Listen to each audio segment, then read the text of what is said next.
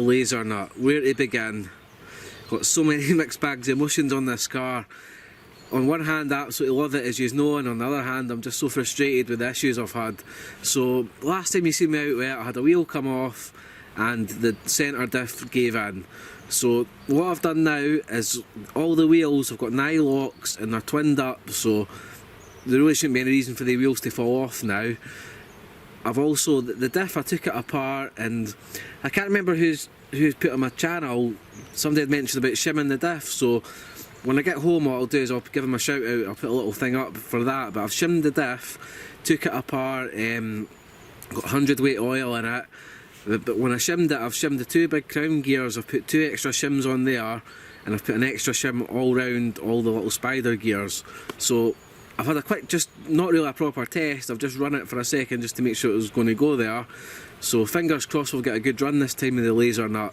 So what I'll do is I'll get a wee rippy out, let you watch that. Pretty good location today, the tide's right out. I'm at a place called Abercorn just outside Edinburgh. A really nice spot, so yeah, tide's out, so we'll get a lot of rocky sort of driving about what the Lasernut's meant for. Hopefully that'll be good, and we'll come back at the end and we'll see how the car's been, if it's holding up or if there's any more issues. But touch wood, she'll be all good now. Right, let's go on with the video.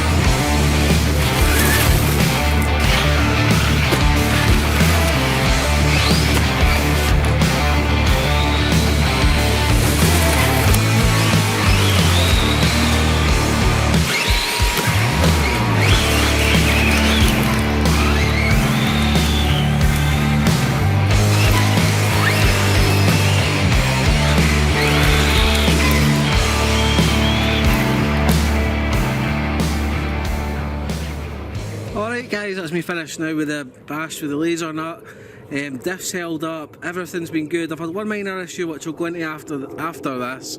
I think it'll be an easy fix, but still something else that's went wrong.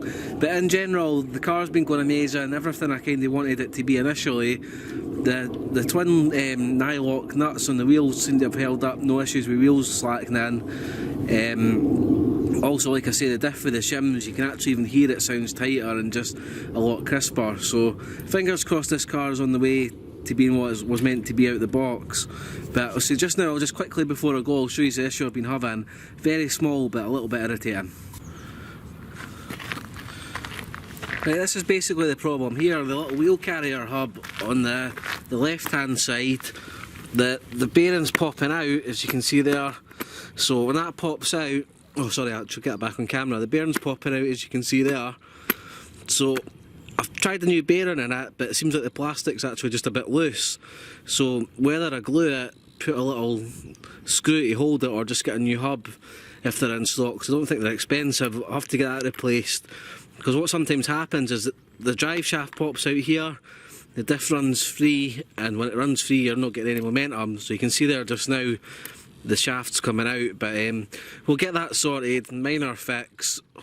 Ideally if I can get some, I don't know if anybody knows, if you get alloy hubs, I'd prefer to have that on it anyway. I might try and get a set of them, but yeah, other than that, the car's been great.